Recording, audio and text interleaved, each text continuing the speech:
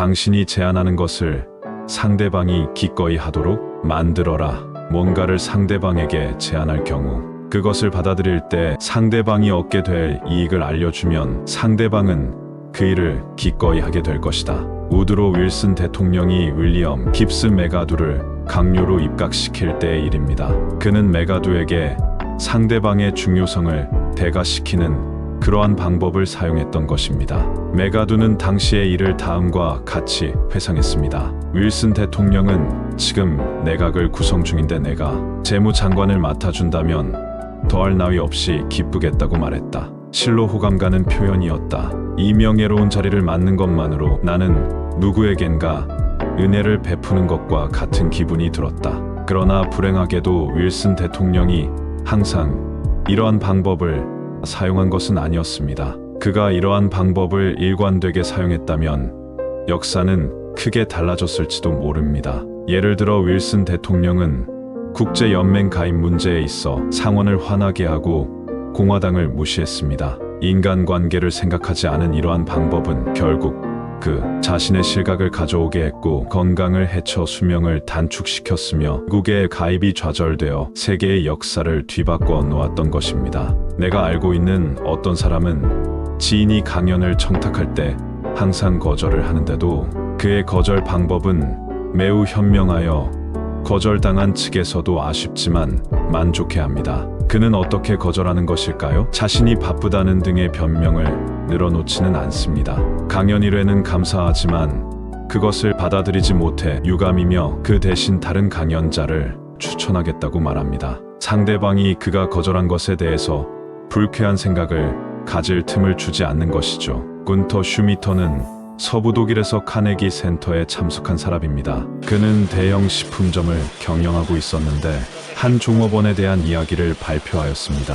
그 종업원은 진열된 상품의 선반 위의 상품에 가격표를 제대로 붙이지 않아 혼란을 일으켰고 손님들의 불평을 들었습니다. 몇 번의 경고와 주의를 주어도 소용이 없었습니다. 슈미트는 결국 그 종업원을 사무실로 불러 전체 점포에 가격표 부착 감독 주임으로 임명한다고 말했습니다. 이러한 새로운 책임과 직함으로 인해 그녀의 태도는 완전히 바뀌어 가격표를 부착하는 자신의 임무를 충실히 수행했습니다. 어린애 장난 같은 짓이라고요. 나폴레옹도 훈장을 만들어 15,000명의 병사들에게 수여하고 장군 가운데 18명을 프랑스 대원수로 임명했습니다. 역전의 용사들을 장난감으로 속였다는 비난을 받게 되자 태연하게 대답했습니다. 어차피 인간의 마음은 장난감에 현혹된다. 직함이나 권위를 부여하는 방법을 나폴레옹은 아주 유용하게 사용했고 이 방법은 우리에게도 많은 도움을 줄 것입니다.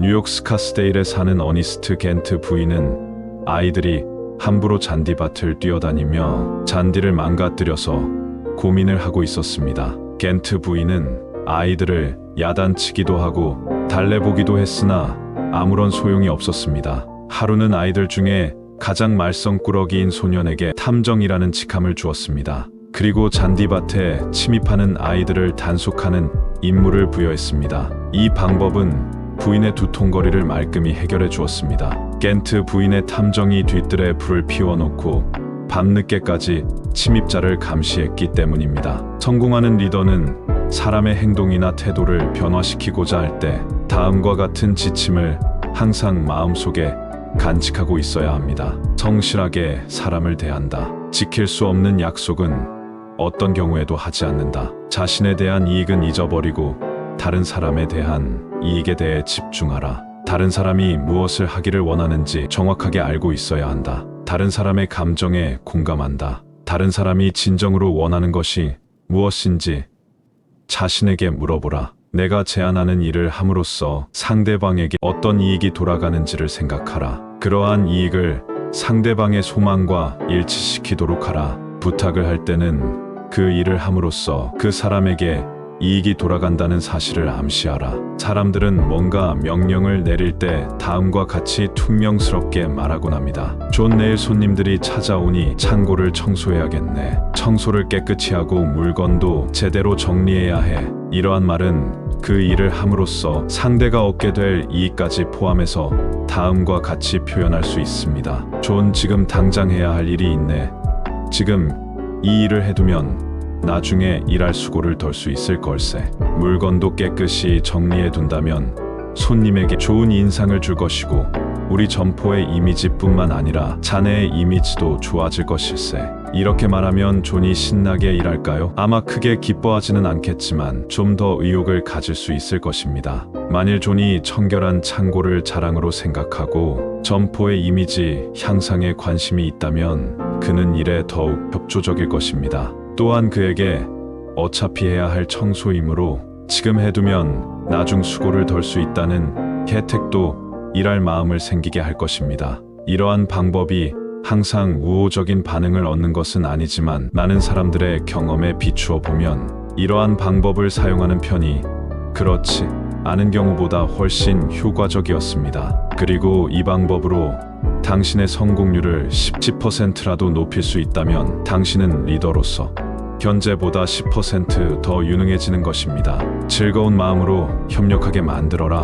오늘로서 드디어 리더가 되라의 마지막 30가지 원칙입니다. 훌륭한 지도자는 사람의 행동이나 태도를 변화할 필요를 느꼈을 때 자신에 대한 이익은 잊어버리고 다른 사람에 대한 이익에 집중합니다. 당신이 제안하는 일을 함으로써 상대방에게 어떤 이익이 돌아가겠는지를 생각해 보세요. 그리고 그러한 이익을 상대방의 소망과 일치시키세요. 당신이 요구하는 일을 함으로써 나의 이익보다는 그 사람에게 이익이 돌아간다는 것을 암시하는 방법으로 말해보세요. 지금까지 자연의 이치로 1일에서 30일에 해당하는 카네기 인간관계 30가지 원칙을 날짜별로 매일 적용해 나간다면 1년 동안 12번을 실천하게 됩니다. 그렇게 되면 자연스럽게 습관화되면서 체득화되는 것이지요. 마지막으로 드리고 싶은 말은 처음엔 잘 되지 않더라도 의식적인 실천을 해보라는 것이지요. 중요한 것은